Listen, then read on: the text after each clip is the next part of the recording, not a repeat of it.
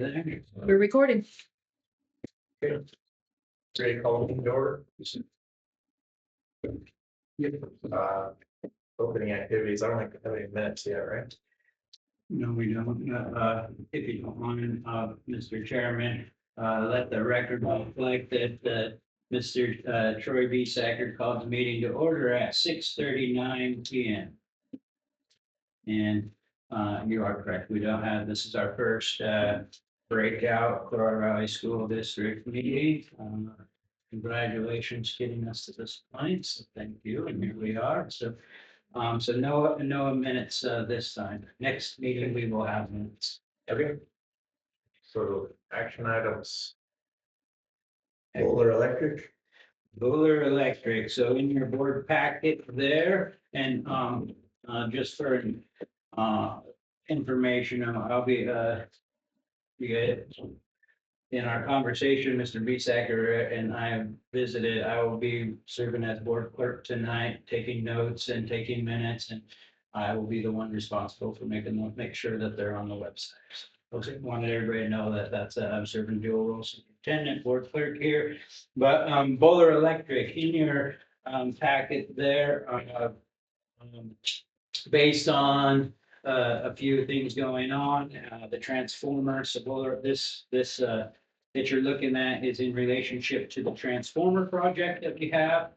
Last time we visited, I believe you approved the Vista, doing some underground work, all that kind of had a trickle down effect. This, quote here takes away from built the concrete wall. So this is this is not an in addition to.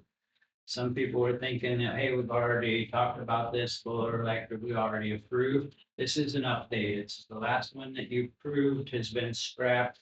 This is an update to reflect on a few services, and one of them in which hydro dig estimate, so the area at which they're going underground with everything is an area where there's a lot of underground infrastructure, septic tanks, drain fields, wires and lines. And so Bowler Electric felt a little leery about just starting digging away with an excavator, so they're going to use this use of water and access in that way. So, so with that, it is an updated, revised, and not an in addition to. And so that is before you for approval, and that money would come out of our portion of that. Make this funny. So what's the change in, Excuse me, what was the total change in? the total change would be that 5,500 in there, and then, there's the 11,440 that you see for services, move transformer from end shop building, announcers booth. These are estimates. Fuller Electric believes he can come in on a few of these, come in on under on a few of these, but they're estimates, and one in which the concrete slabs, he believes the removal of concrete slab, he feels like he might be able to get some of that down. But the one you are looking at in particular are the hydro services, the hydro dig, and a little bit of readjustment for the 11,440 because of the location movement that deducted. I move we approve paying Bowler Electric for the revised work.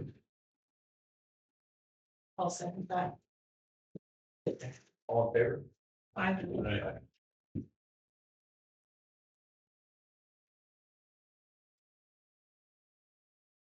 There you go. Sir? Okay, IRS environmental. IRS environmental, that is a change order. IRS environmental is the one doing our asbestos abatement work. In the process of doing their work, they found that there was a float layer. And in between that float layer of concrete happened to have some asbestos in it. And so this is a week's worth of modification to get that float clear addressed, dealt with, and abated. And so that's what you're looking at here. This is part of the gym floor insurance claim, so it is reimbursable.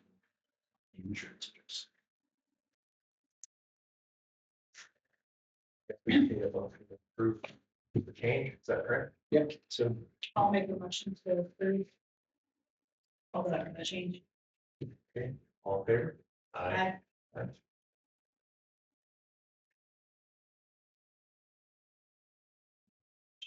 you're good. Perfect, I got that. If you wouldn't mind, Chairman Bisager, clarify for me and for the crowd or whoever our board clerk might be. So that, moved by trustee Tao, seconded by trustee Siren, and then you call for your vote. If it's unanimous vote, or a 3-1, whatever. Okay. And then we'll reflect the records that way. Okay. And so. And And you got that? that'll keep me from looking up and looking down and/or asking, but I might have, because I don't hear very well as well. I think you got it right. Yep. Yeah. Yep. Okay, So, yeah, so I gotta move Tao, Siren, second by Siren, unanimous vote, and should be on to the next. Jim. Floor. So the gym floor, we're gym floor painting, and so, part of this insurance claim is bringing the floor back up to as is, like it was. We got some requests for some additional lines, some additional painting, and,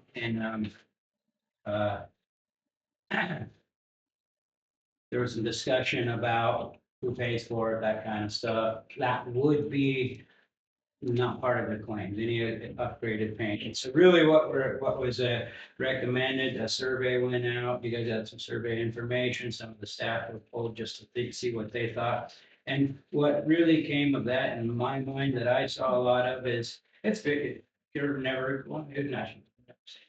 It's very highly unlikely that you'll get a lot of people that agree on the same brand year after year. And so it's very, in some of the feedback that I garnered, that was very obvious. It's what others really like, others really dislike, what really, some think's really great, some think's very childish. And so for me, I threw out the, let's just go back to maybe CV if you want to put some kind of labeling on there. Let's just keep it CV. That's everything we can get around. So in your board packet, you guys had some options put out there in talking and pushing and working with Evan Coupe, our maintenance and individual, and trying to Northwest Hardwoods, the contractor. We came up with a few different concepts, and one that we threw out there, or that's been really requested, so as a picture, this is new to you guys, because it was late developing and stuff, so I'm taking all that feedback, some of that stuff, and put it together. What would be an upgrade would be the big red border, that's the CV in the middle. Had really paid special attention because we have a new volleyball net system that goes clear across the whole court, so we make sure that was out of that logo area. That was one of the things about a ram head that was probably gonna come into play somewhere in that ram head. So anyways, upgraded, I believe it's a 3-foot boundary outside, black line is official. But the 3-foot boundary would be in excess. Taking the Rams, currently we have CVHS on both ends, big block letters. If you did it that way, the Rams left hardwood would be a wash.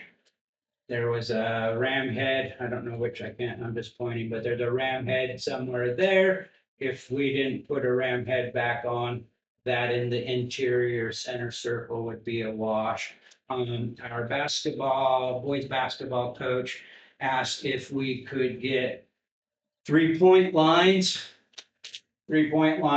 on the end baskets, so when they're practicing, it can gauge that distance and see where a three-pointer is and stuff like that. So all things considered, these painting lines came up to with the border, 4 sets of 3-point lines.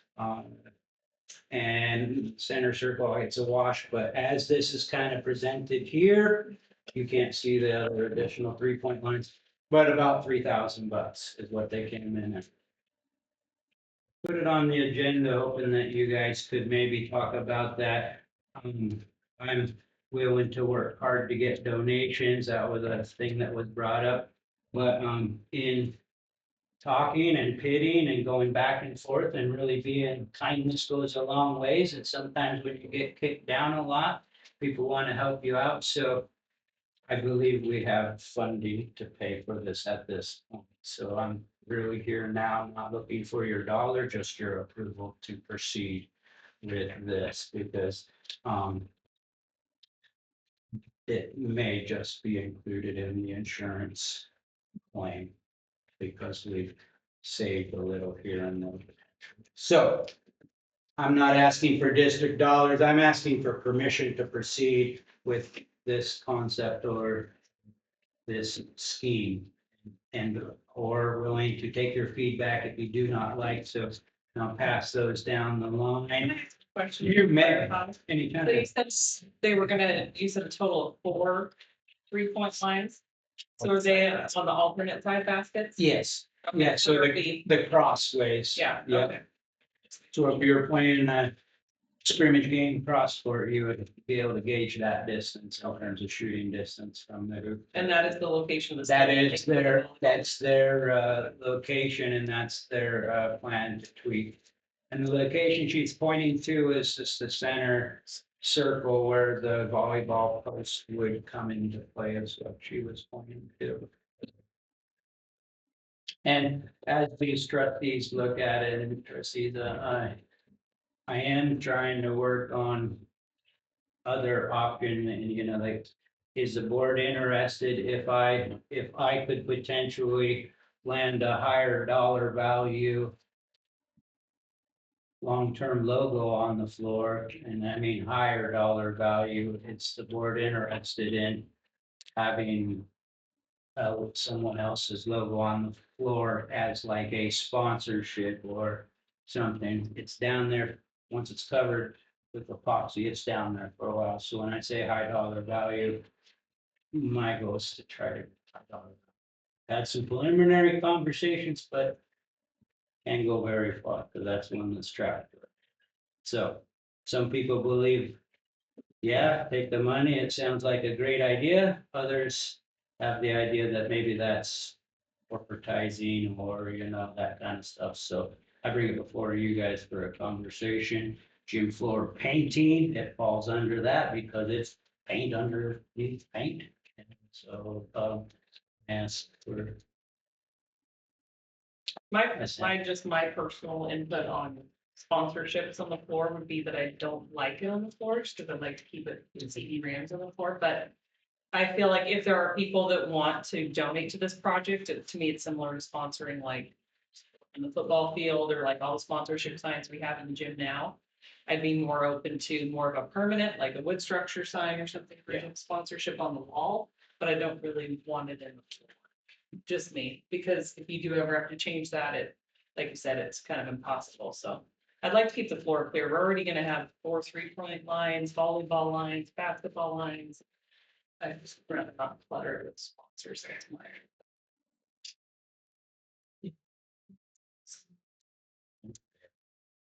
for me. So now how about this portion? Thoughts? This looks good to I me. think it looks. I think you should, Don't call for a motion. Or a motion to approve. That's really where you would need to go. Yeah. You guys need to make a decision because it is a permanent thing. Yeah. And so it's on you. Like I said, the dollar value. That's on me. I'll cover that. I know that will be covered. I feel very confident in the conversation. So that would be no district dollar.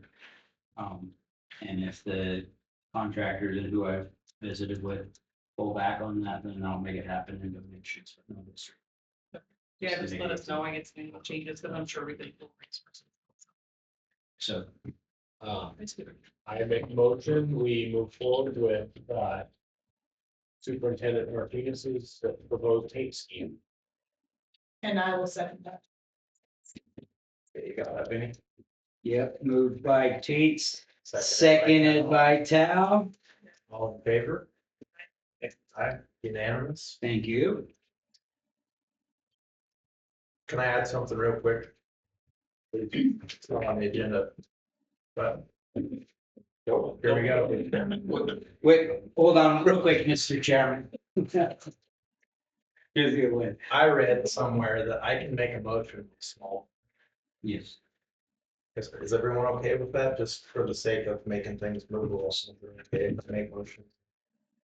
So real quick, if you don't mind, point of clarification, from my understanding and work on boards and in student governments and councils, a board chair can make motions, but generally you pass the gavel first. And so if, so in the interest of wanting to move it forward, if you're not, if there's something you want to make a motion on, you can put ahead of time, that'd be something to pass it up front to speed it along. But in a situation where the board's entertaining a motion, I take that as you could be saying to the board, Yeah.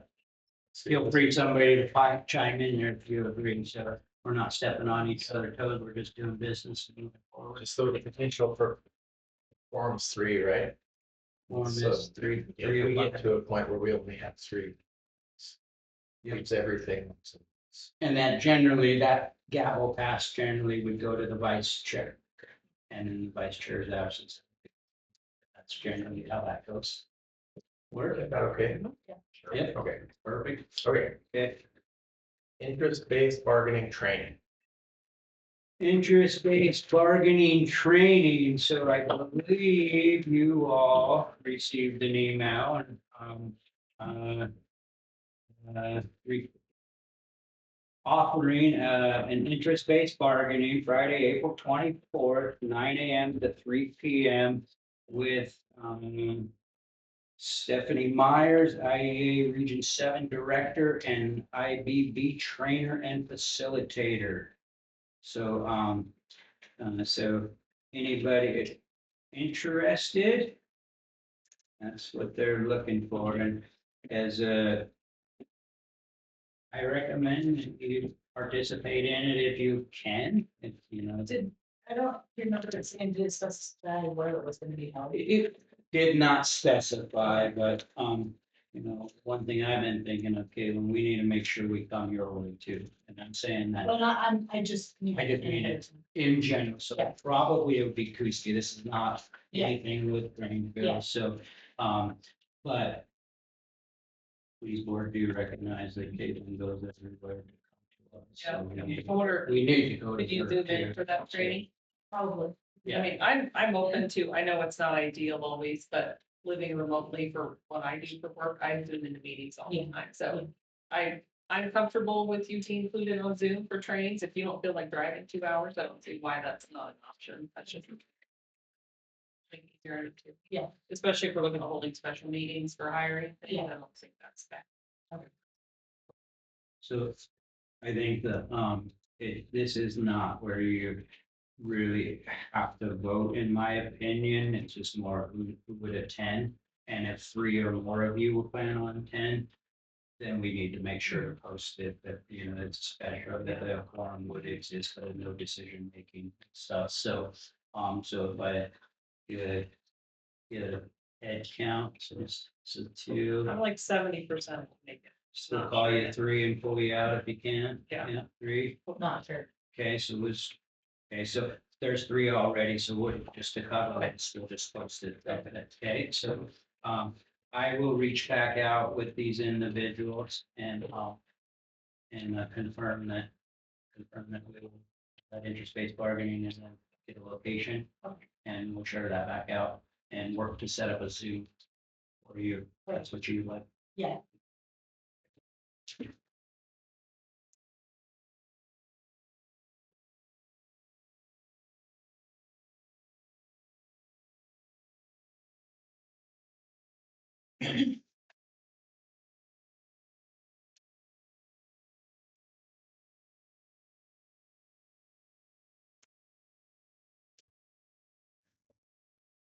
No matter what, Mr. Chairman. So we've got three options on the calendar. Does everyone look at those? Discussion on that? You guys, what do you want to say? Well, I was gonna, prefer to you since you. Yeah, so, you guys all were provided, I believe I gave you all the feedback and the breakdown calendar committee report to the board and shared that information with you. The calendar commit, we did go over it. I would like to throw out there, that, on behalf of trustee Weller, he sent me an email, and this is, what trustee Weller put out. My thoughts on the calendar are that I would have liked to see a few parents or a couple of trustees on this committee. I know there are a lot of opinions, but we as trustees ultimately make the decision. We are held accountable to both our employees and the district constituents. I guess I could say it was preferences. My preference would be draft one, but I don't have kids that participate in the fair, so I would understand draft two. What I don't like is having a longer day to make up for eliminating days. I would rather see a shorter Thanksgiving break and add a Friday or two to make up the difference. The professional development days have to be student-free, possibly make those a school day to fill the missed days. I can see there is a lot that goes into this and many different opinions, but those are just my thoughts. So, yeah, so one thing I want to say to you, the calendar doesn't necessarily, if you have a little bit of reservation, and you guys can talk about that, but if you have a little bit of reservation, the calendar doesn't have to necessarily be decided today. There are some things that are held up from the calendar, people waiting on the calendar to move forward and build student management plans for people to see where they're at, what they're knowing, and it kind of does fall into interest-based bargaining negotiations later, because that's what the contract days that they're gonna be working off of, so. These address student days and teacher days. And one thing that I would throw out there for your consideration, year after year. I've heard a lot of feedback. This is a student and a teacher calendar. It's not a paraprofessional calendar. It's not a secretary calendar. It's not a counselor calendar. So we have multiple calendars that they operate under. And so it would be nice from my perspective to see this district gravitate together and try to keep us one full, so we're all on one calendar. What that means to you is a little bit more money for those days that the paras would normally not come, like professional development. And so that's always been a beef of mine as a teacher, watching, they being held to ISET standards or grades or how the kids are performing. It usually goes to the teacher and then to the parapro. The parapros do a lot of boots on the ground work, but they don't get the training. In our district right now, teachers get credit reimbursement. Parapros don't get credit.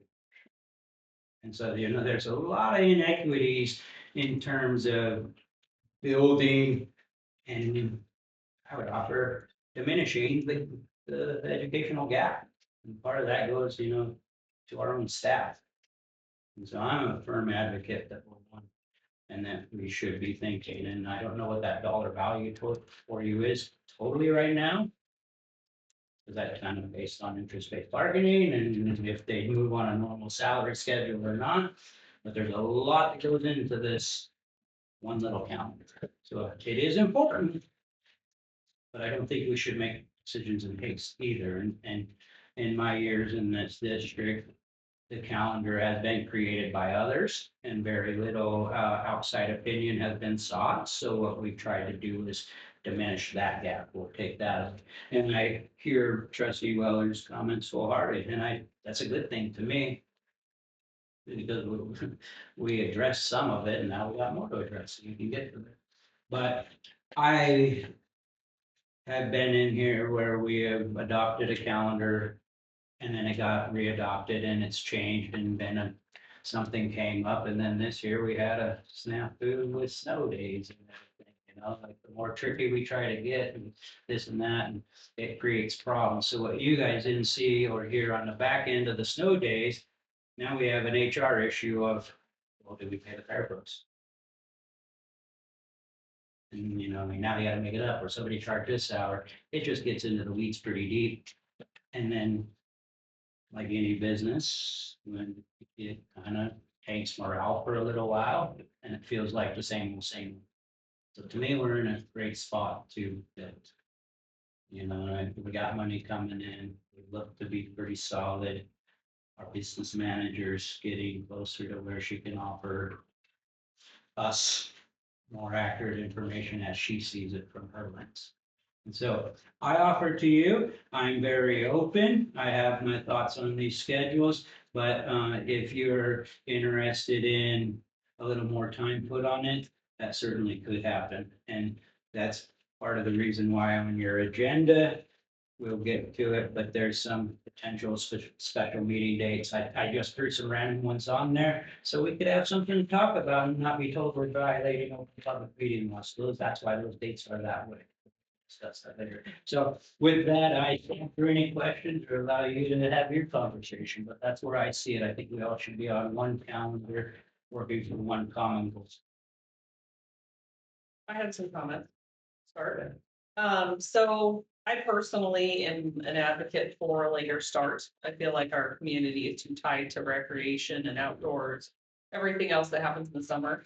So I don't like the early start. That's just my, but I think it's important to a lot of people to get the most out of that time. June, the weather is usually not as good. I think it's easier to trickle into June. That being said, I don't want to see fewer instructional days. Me personally, I think it's important. So I'd like to keep the instructional days.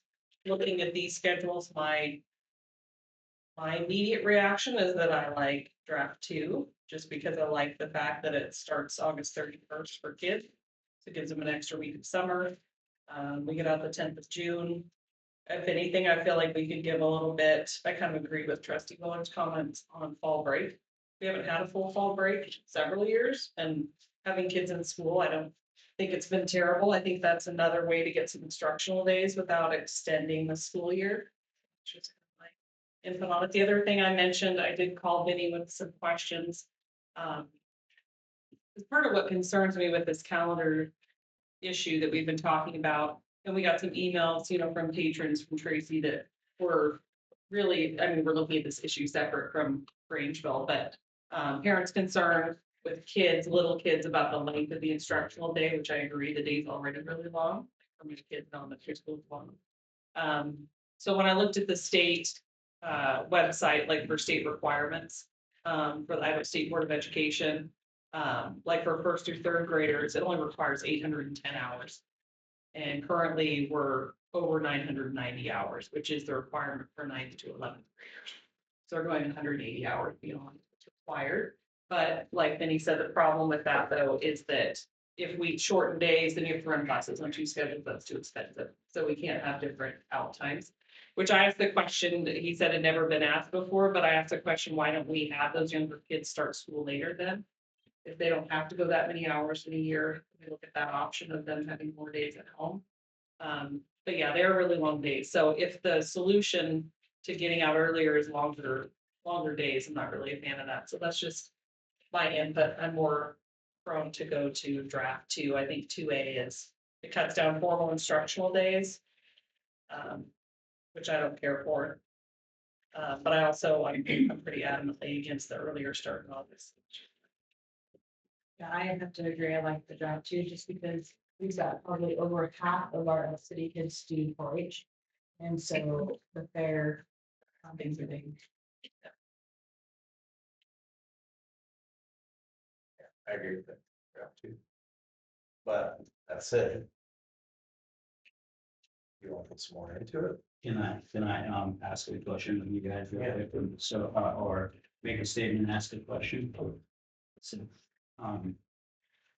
this is your guy, this is 245 business meeting. In past board meetings, you can't interact with, but you technically. And so I'm asking you guys, as this is our first board meeting, I like to know what I'm operating. You know, and so, is this board conducive to occasional, to conversation in this moment? And to me, it's right. That's because we've got experience in the craft, we could have. Somebody may have answers or input and whatnot on any topic, and I don't just mean, I just wanna know moving forward. As I sit and work with you guys, is that an option? So, you know, if we were to see somebody raise their hand in the audience, that, and I say that because that's what was the first step for me not being back for 2019, 2020. I was raising my hand, trying to get acknowledged. Other people were visiting and talking and chiming in and throwing stuff out there. I wasn't getting acknowledged, so finally I just did what everybody else was doing, and I made my statement, so. I'm asking you, is this board comfortable allowing crowd participation So long as they are recognized by. through the board? I think it's gotta be organized, I don't wanna freak. No, out. no. Not productive. I think everybody, they're sitting, they're listening, so that really is the board chairs, and in the past, the board clerks done a lot of board chair work. I visited with Mr. Bestag, I feel I can help you guys with parliamentary procedure. I feel like I can help navigate that, and so, yes, all conversation does come through the board chair. That's where you get acknowledged to have the floor in any government setting, you know, and so if they give the floor. Also like a time limit, like 2-3 minutes, Yeah, and- whatever. Those are all your status. Because that's the other thing is I don't want board meetings to become a public discussion. Yeah. So it's gotta be limited, and if any of us feel like it's too much, I think we should call free to close it up, because I don't wanna be here till 10 Yeah. PM either, so. Perfect. So with that, that's our news. So you guys are given privilege, and then they're hearing what we're saying, you're saying, so they should respect that. Yeah, this gets out of hand, we Yeah, can yeah. no longer proceed that way. Perfect. So, And- trial and error. Yep. Okay, Yep. so that said, on the calendar. Go ahead. I would be glad to speak, Chairman, thank you. Just one thing to consider about that Friday day, in looking at data, we want to make sure that we have a very low incidence on the makeup day. I recognize though that was kind of an anomaly. It wasn't, it was on the calendar, it was adopted. But we were like 82%, I believe, I have to check, in the 80s, the low 80s, at the elementary school, and then the high school was even like with the upper 60s, I believe. So just that counts against us. So something to consider when we put 1 or 2 sprinklings of Friday throughout. We have to really make sure that parents know we gotta get kids to school that day, or it's gonna count against us. And we had to do that because if we didn't, we were too short on it.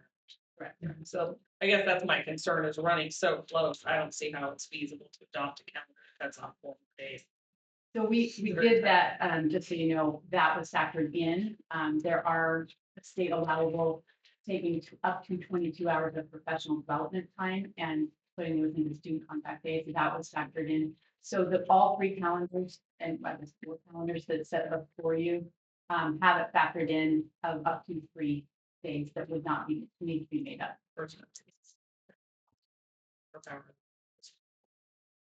Mr. Chair. I would just like to say that one thing, the calendar committee worked really hard and it was a lot of hours over multiple days. And tried to take all of the comments from everybody, anybody who had comments. And so I would hope that you would take the recommendation with the thought that went into it, into consideration. Make a decision.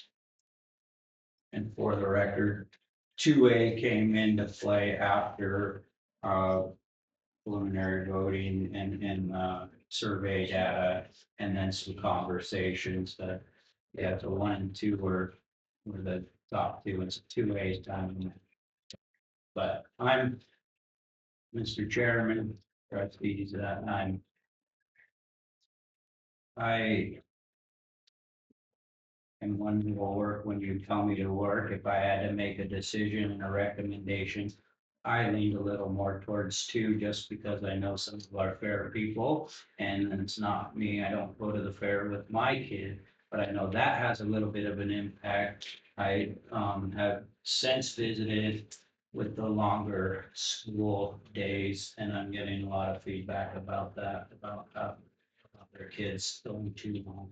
And again, instructional days, and they have to taken away instead of. And so,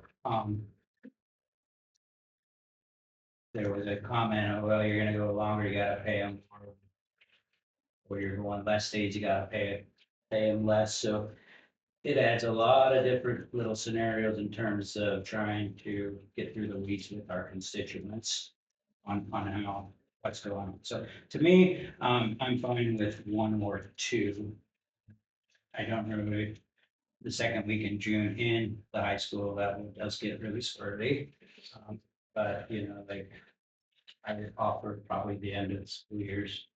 It's really just squirty, so coming back after Memorial Day weekend. People get squirrely, so that was kind of some of the reasoning why people wanted to end it right after Memorial Day. So, I'm very open. If you feel like, the calendar committee, would use some more time on it, if parents need to be in on it, if you board members need to be in on it, but, that I'm open, but my recommendation.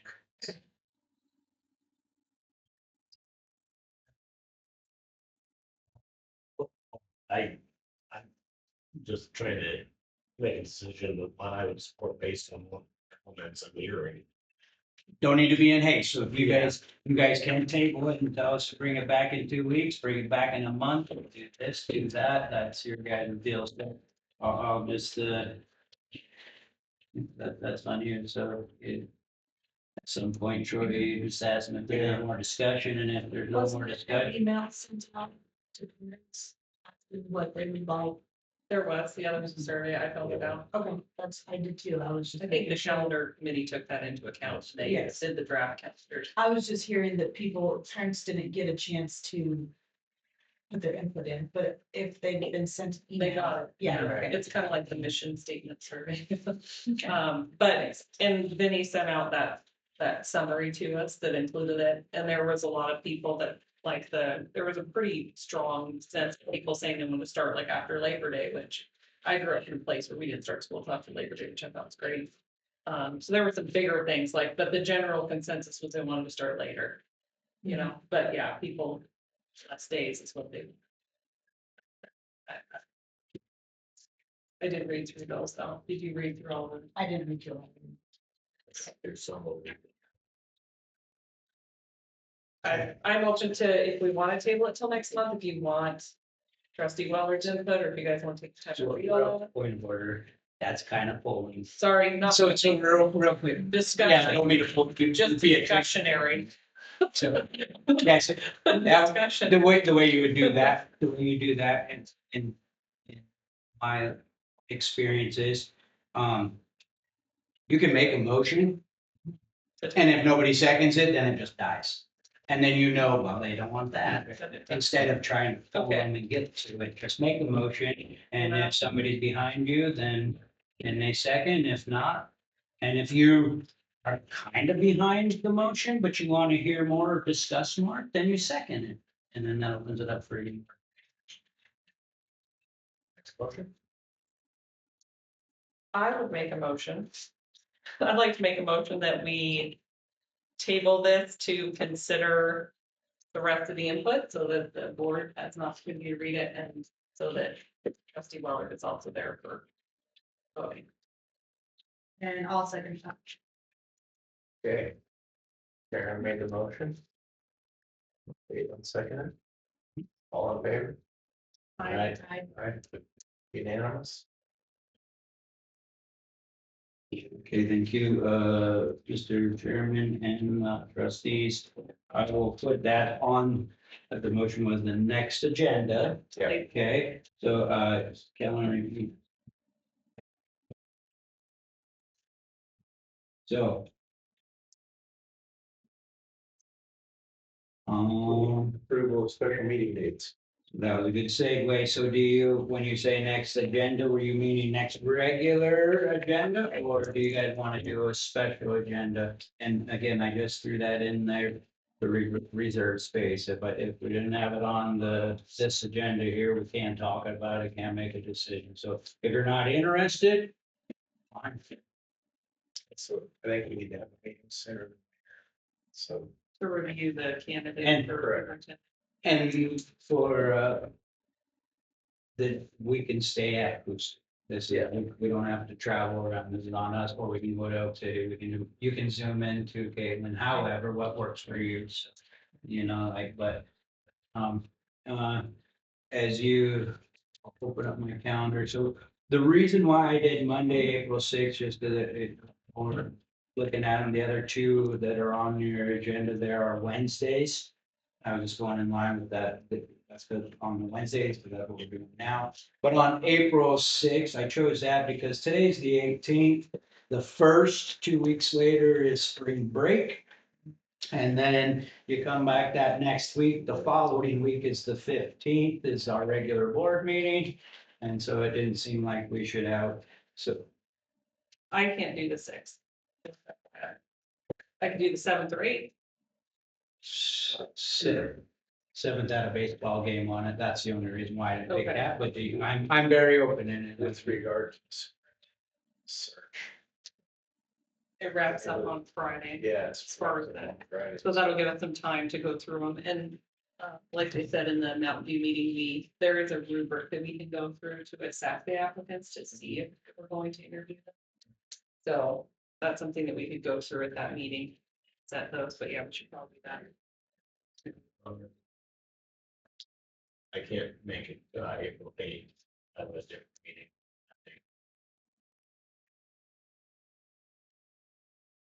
So. 7th or is that?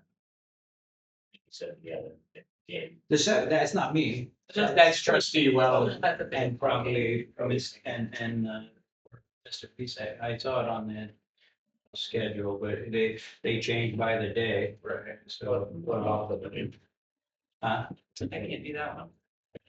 Gotta work. 9 through 12.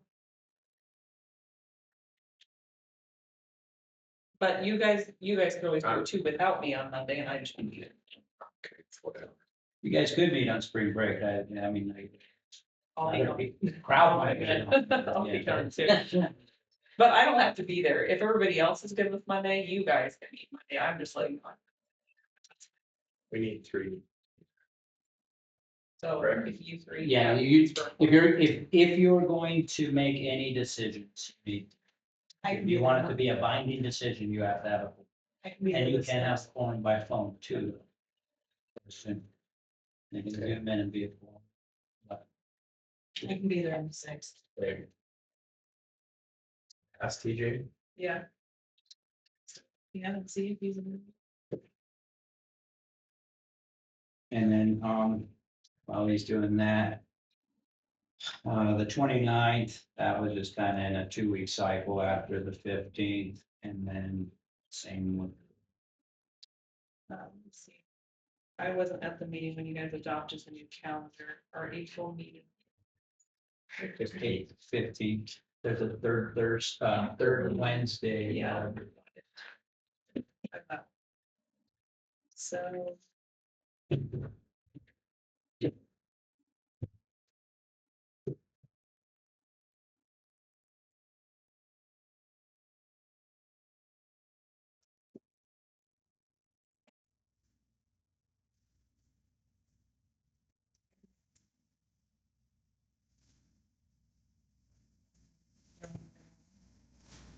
Can we go ahead and just Yeah. go to the schedule, and if we decide we don't need it, we don't do it, Mhm. Yeah, if you can cancel on, but we can tentatively have it as a. you can cancel or you can approve the 6th, and then when we come back on the 15th or the 6th, you can put another one on. I just threw 3 of them on there just to Secret conversation. And potential business. I think we can do the sixth. Six. I will make a motion that we or that we approve April 6th, April 29th, and May 27th for additional meetings. I'll second that. Okay. Made by Teets, seconded by Al. All in favor? I, Unanimous. Okay, approval of town hall meeting. Should I?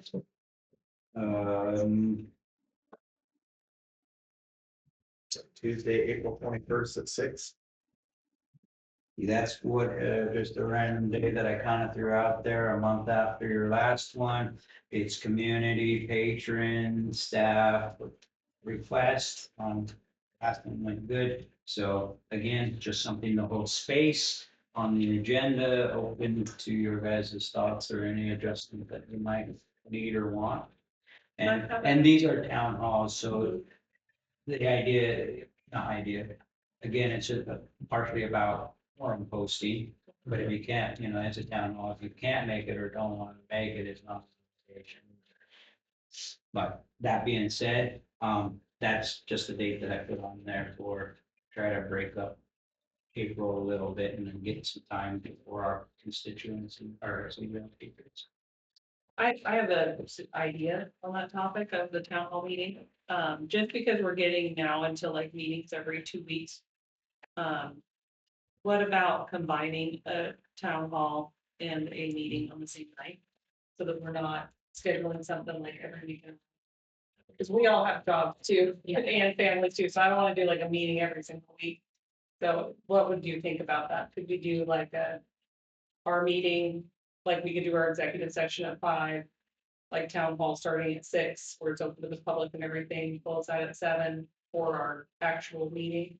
My thought on it would be get our executive session done, we do our regular voting on what we need to, and you know how we usually have 10 minutes public comment at the end. Have extended for until public comment is done, not to exceed an hour. And we didn't necessarily have to vote on town hall, just had to post whether there was going to be a forum. Yeah. So it's just a simple polling, not a vote. Yeah, well, like Vinnie said, we can pick the dates for email discussion or whatever too about setting a date. That's just my idea with everything else. I'm on board for that. I think we should also ask the people in attendance, would they prefer to have public comment, a longer public comment at the end of our regular meetings or a separate town hall? Any thoughts from you? I guess. Troy, you get- No, that's good. Go ahead. Maybe You're that- killing it. Yes, I would personally prefer extended public comments. Cut them off at an hour. I agree. you agree. Okay. All right, so I would say we do that instead, but we can make that choice to do longer public comment and then fewer town hall meetings, so that way we're not scheduling ourselves a lot. I appreciate that.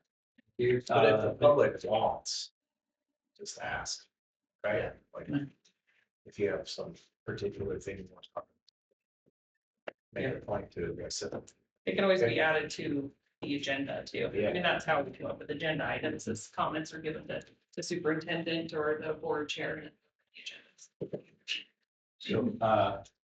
So with that, then our next agenda for the CV breakout, we'll have public discussion at the end up to 1 hour. And if it dies down, we'll just be out. No, there's no expectation that we have to sit here for an hour. Does that work? Yeah. Yeah, and if nobody has anything to say, we'll leave it.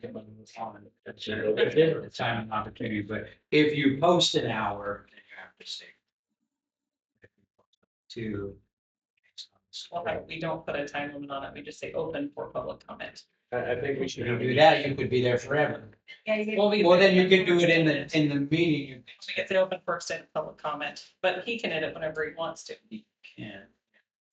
If you're fire. Well, go the word out, that's getting. It is, that's why I say you should just post to it. Yeah. And. Yeah. Yeah.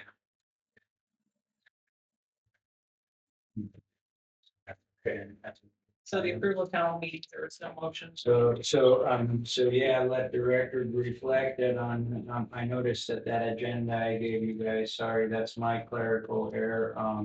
It should, under business items, it should be Roman numeral 1, 2, 3, 4, 5, and 6. Yeah. I see I got yeah, I made a mistake there, so. Give me a word read for that. Let the record reflect there was no action on, business item number 5. Policy 8705, concealed firearm. All right, so, in the proposed policy, or not proposed, you guys, I think when Mrs. House was still here, this was pushed through, you guys did adopt it.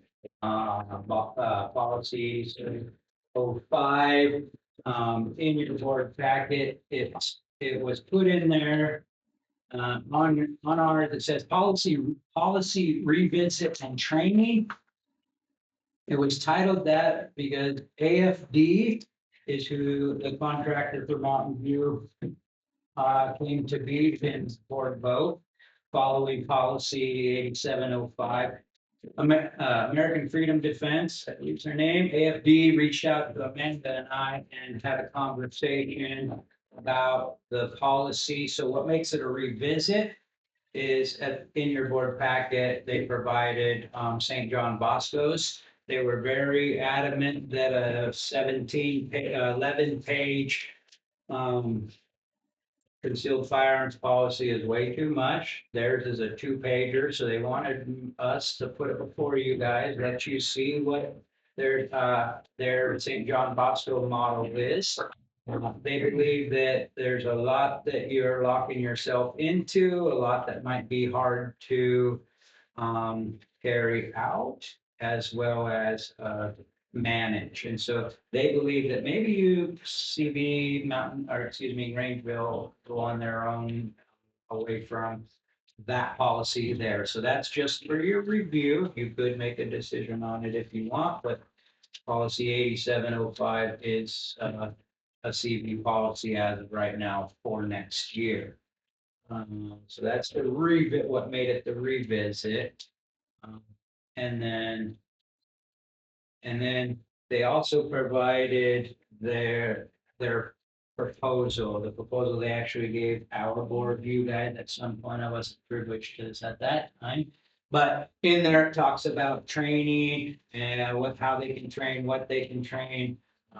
For the district, for the individual, for the concealed carry. So they wanted you to also see that they can provide services for the school district above and beyond just concealed carry, evacuations, clearing buildings, risk assessments, different things like that.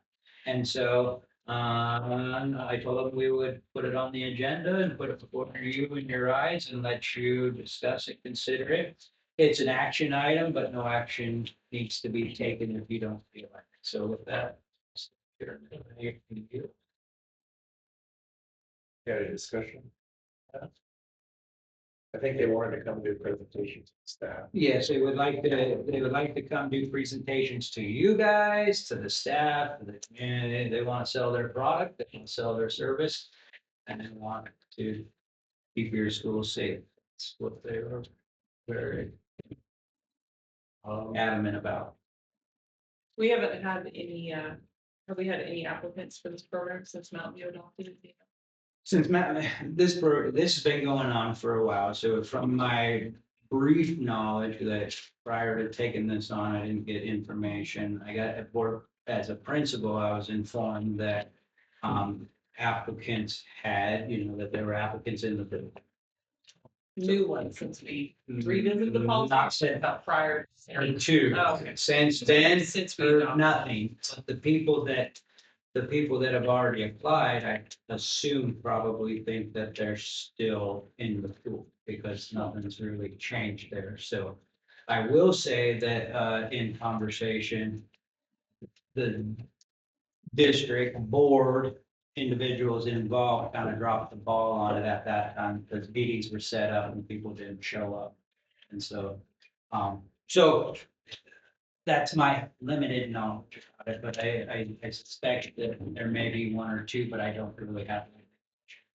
I was curious. Transfer for me. I know when we approved the policy initially, when I read through it, I had the feeling that it would be extremely difficult and time consuming for those people who do choose to participate and maintain their qualifications to jump through the hoops. It's almost so restrictive that it's not functional in its current form. So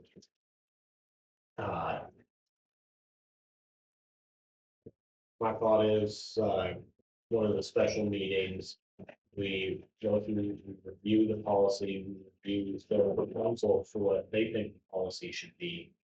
And see if we can cut out a heck of a lot of excess stuff that doesn't make it safer. But I'm perfectly willing to let this slide until a later meeting. Okay. Motion? You need a motion if you guys, if you want like to rescind it or take it, but no, it's just no action. There's no, if nobody throws any direction. You guys, I don't feel like it's that pertinent right now if we have no applicant. I just feel like it's into the business. So I'm not saying that it doesn't need to be looked at again, like you said, but I'd say we have other priorities right now. yes. All the comments. Trustee Siren hit the nail on the head. Okay, no action. No action on that item. Thank you, Mr. Chairman. I guess I will just down the road sometime revisit with you because we do have a lot of other things to tackle and deal with right now. So, all right. Okay, thank you very much for that. On the 6,000 policies. Okay, so, we are on our 6,000 series, they're in your packet there. I do want to point out that, I do know, I know numerical order, so on your agenda, they're not in numerical order. The reason for that is policy 6,100. It looks like I dropped 60. Scratch that, that's an extra line there, so 6,100, 6,320, 6,320 F, 6,400, 6,400 F, and 6,400 P. Those are, those policies, Mountain View School District, they already exist in Mountain View School District. As the agenda puts out, the other ones are not current, Mountain View policies, but they are recommended, by the ISBA. So that is I don't know if you can see the actual color in yours, but. Yeah. It- On the email. Yeah, on the email, it comes in red. The red, that says on the top, ISBA policy, not currently Mountain View. And so, not getting too deep into those yet, they were requested to be put on. I would recommend you stay with 6,000 with what board policy we have and then And then revise, edit, decide if you guys want to do these ISBA ones in there. They relate to goals of the administration, superintendent, board relations, stuff like that, so they're pertinent. But I'm not sure if you guys went through and made any notations, there are obvious edits on it, so. So with that, that's why the 6,000 series are on there in that order. The 7,000 series you see there. You guys have been exposed 1,000 at a time. We're doing these ones because part of the procurement process and part of getting set up with federal programs and different things, we need to show proof that you guys have like procurement management systems, procurement methods under a federal policy. So that's why those are on there now, so we can get them and continue to deconsolidate. And then that's the same with the 8,000 series. So that's what's.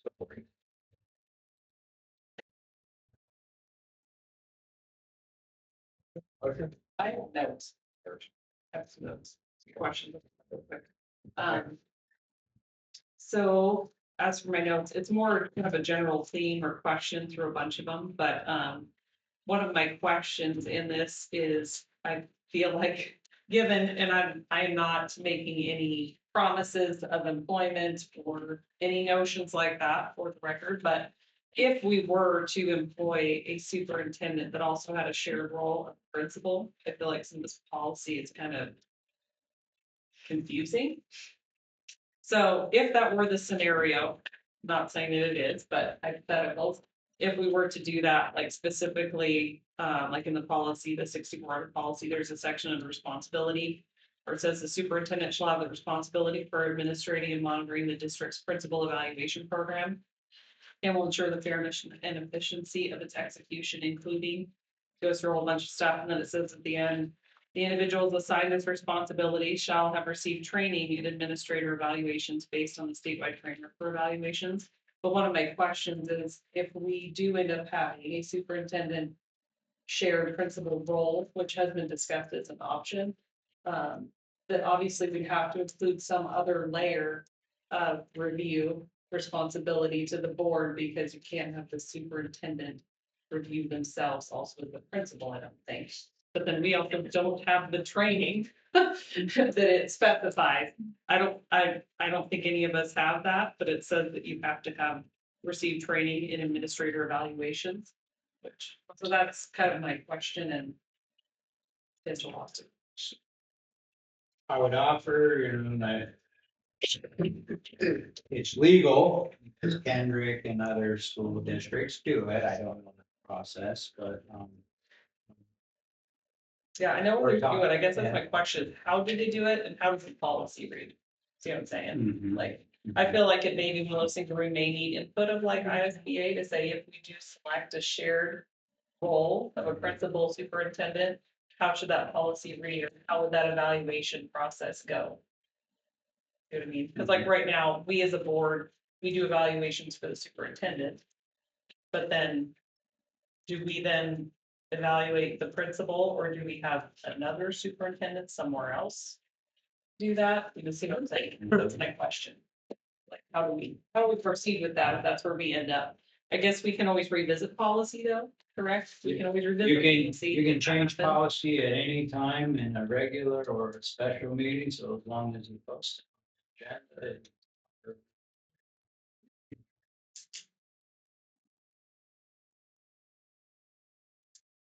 You bring up good stuff, it's not, that's just one area of the nuances and trickery of Yeah, it's shared gray area, principal, yeah. administrative, superintendent, role.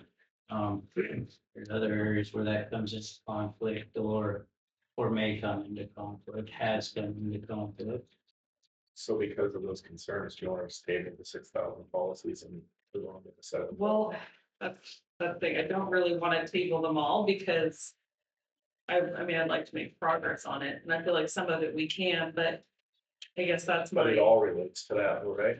a lot, pretty much all of it. I mean, there's Yeah. a lot of it, but I mean, not all the policy isn't applicable, but The other thing that personally reading, there was a segment, it's on the 64 policy, item 6. Where it talks about performance evaluation will also include at least 2 of the following as a measure to inform the professional practice portion. And it goes through input received from parents and guardians, input received from students, input received from teachers. And then the last is portfolios and or portfolios. And it says the district, I thought this was weird text, the district has chosen portfolios as its measure to inform the professional practice portion. The board shall determine the manner and weight of parental input, student input, teacher input, and or portfolios on the evaluation. So I personally would like to see a district where we include those kinds of input, not it's and or. It says that we have chosen, the district has chosen portfolios, but none of us have been part of this district board, so we haven't really chosen. So I feel like that's something that we should discuss also, because I think parent and staff input should be given more notice. I'm not saying that people cannot like somebody and it's gonna get them terminated, but I think that all input should be taken into account.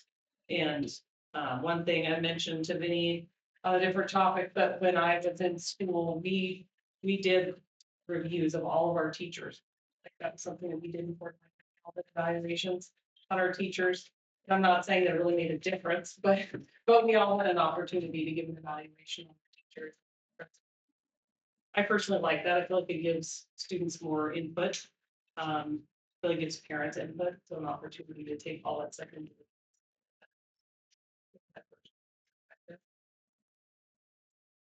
The other thing that I thought may be conflicting is policy 6,000 where it says 0.7 under goals. The board shall concern itself with the governance of the district and refrain from involvement in administrative matters. But if we do have to have some level of revision for the superintendent, is that violating policy? So it's kind of, I just have a lot of questions, I guess, not necessarily edits, but it just kind of, that shared role is confusing. And then I looked at the administrative table where it says on the left, the board shall, and on the right, the superintendent shall. And once again, if we have to include any different review, like performance review or evaluation, that may change a little bit. So. Do you have any input? I would, you bring up great points, so, these are policies for next school year, so you're operating under that mountain view right now, so you could take more time, and bring these back and We address should talk them. to the ISB. And so that would give you a chance to work your angles, I can work my angles, get you some. Give you time to look at the ISB proposed recommended policies there, and so they don't have to be.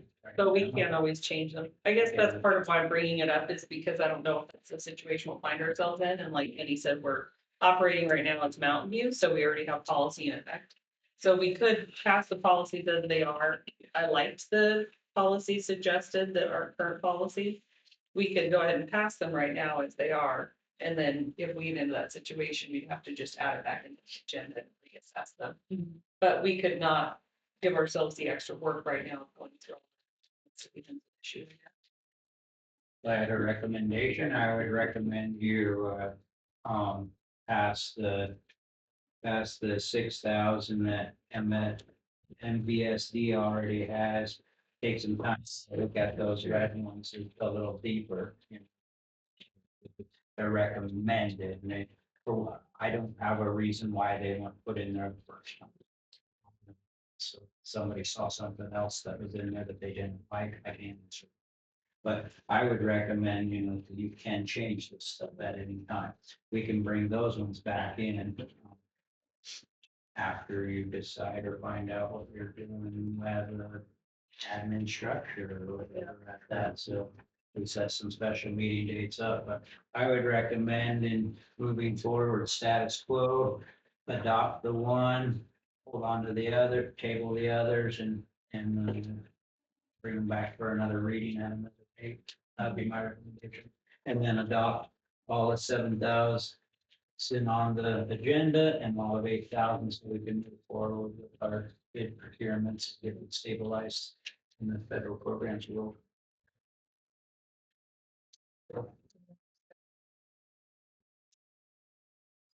With that, I move we approve the series 6,000 items that are on the agenda. Can I clarify real quick? Can I, 'cause all of them are on the agenda. So if you, as written, as spoken, you're gonna adopt even the, want to table with the exception of tabling yeah, with the except, 6,000 through 6330. that would Yeah, be. table 6,000 or 6,000 through 6330. You'll have to list them, because like you said, they're, they're the 61. Second. Yes, I'll second that motion. Hopefully, good job. All in favor? Aye. Unanimous. I'd like to make a motion to accept the 7,000 series policy that's written. I'll second that. Motion by Karen, second by Caitlin. All in favor? Aye. Unanimous.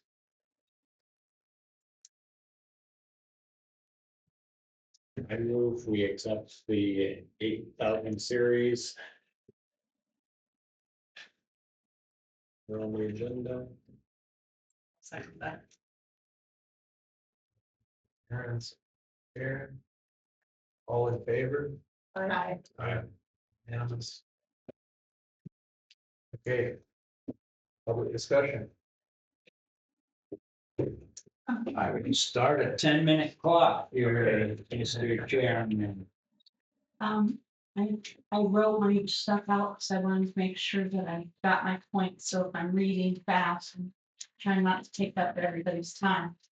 What I want to say is I am advocating that you consider a 3-person administrative team. 1 superintendent with duties that are not a principal role, and 2 building principals with duties that they can do while still being available in the buildings.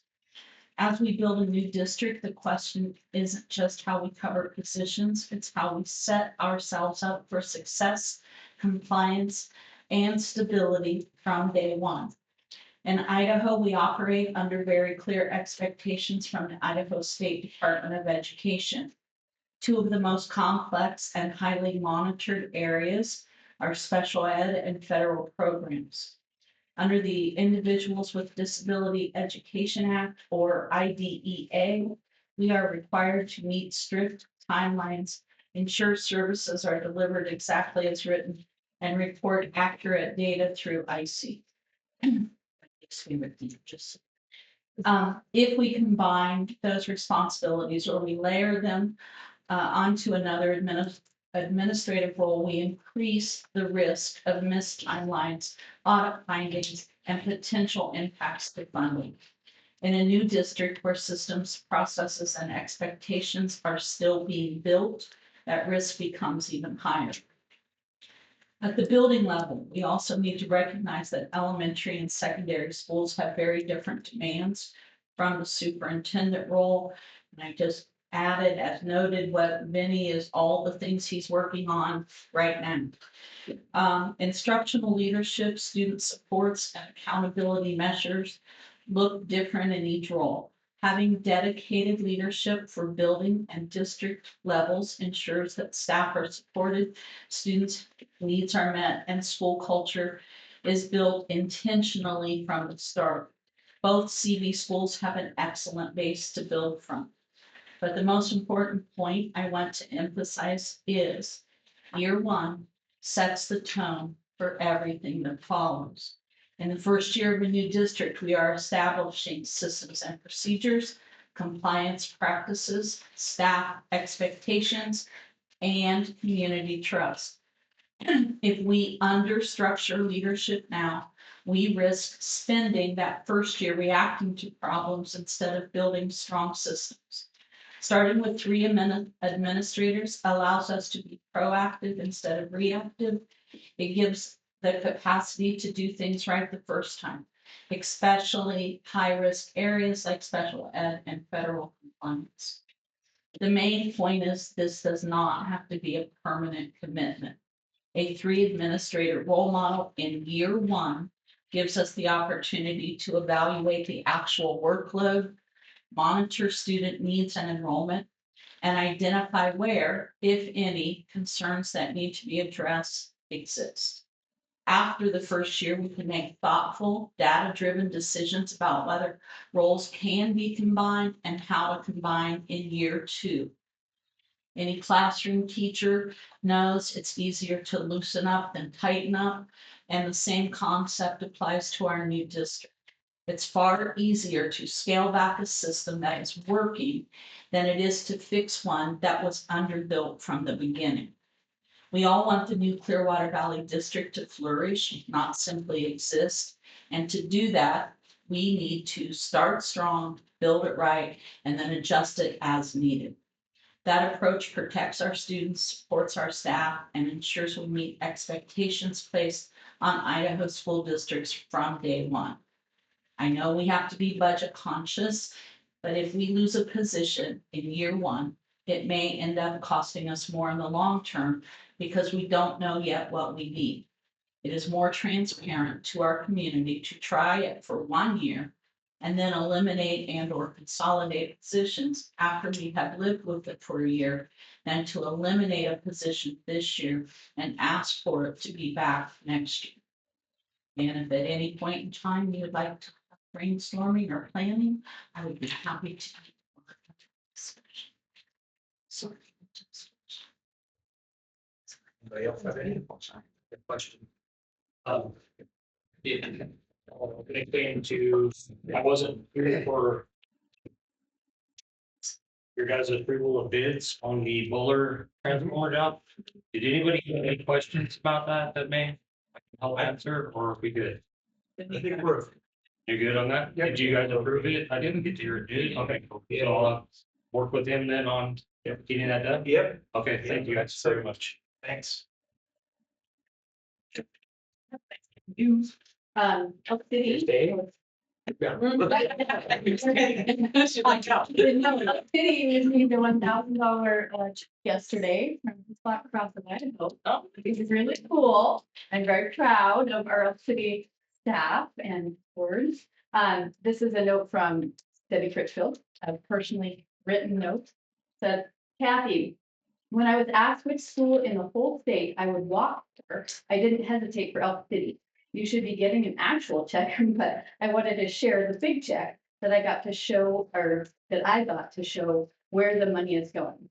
So I think this is from Debbie's office, and she sent a picture of this big check that we could post. So, but the Kathy is getting a picture with the kids with big check. So, it was a fun day. She said it was a fun day and a memory to come. And our visit with your students and to learn about your small but mighty school and students. Enjoy the rest of the school year. Sincerely, Debbie. So I thought that was really cool. So just a little background on this, and I was new to me. I didn't know they did this, but it's been since 2000. I think it says 17. They invite legislators and lawmakers to walk for a charitable cause, and she chose Elk City School as her charitable cause. If you walk 500 steps, you got, excuse me, 5,000 steps, you got $500 for your charitable organization and 10,000. So you're very cool for all Canadians. I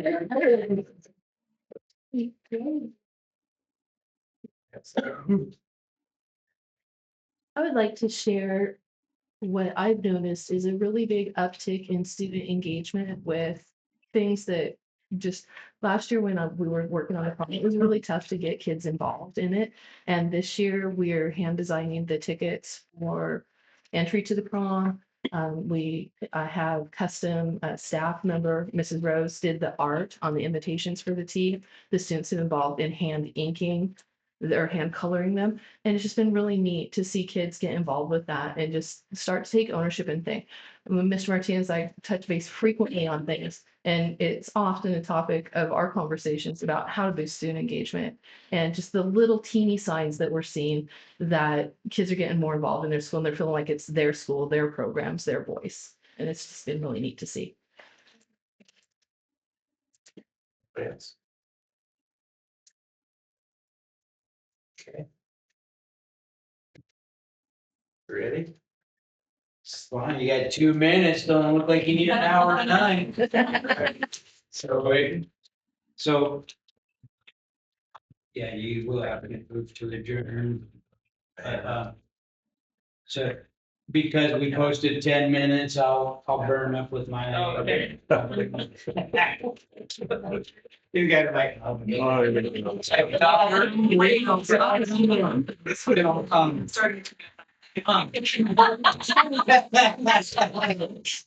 We're burning out.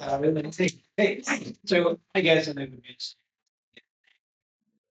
On my board, report that I had, wrote up earlier, I had on there to give a recognition shout out. To the CVE staff for showing up, you guys are showing up a lot and coming in numbers and stuff and helping out, so. As a board recognition from my angle and where we're at and everything that everybody's doing, it's hard to say one person sometimes. And I don't believe everybody wins. I don't come from that background, right? Everybody gets a trophy. But I will say that this right here has been a great experience for me, being a part of this and being in the district for 10 years, going back and forth and Vicious Vinny and Joe, I just see a lot of livelihood in this room where we've come and now we're here. And so this has been a good learning moment for me. And I just want to say thank you to everybody. And this is a good indication of what board superintendent, patron, staff relationship probably should look more like. And so I'm hopeful. And so with that, 5 seconds later and it's gonna beep and I say thank you. Okay. All right. There it is. I'll second that. Moved by Teets. Favor? I. Right.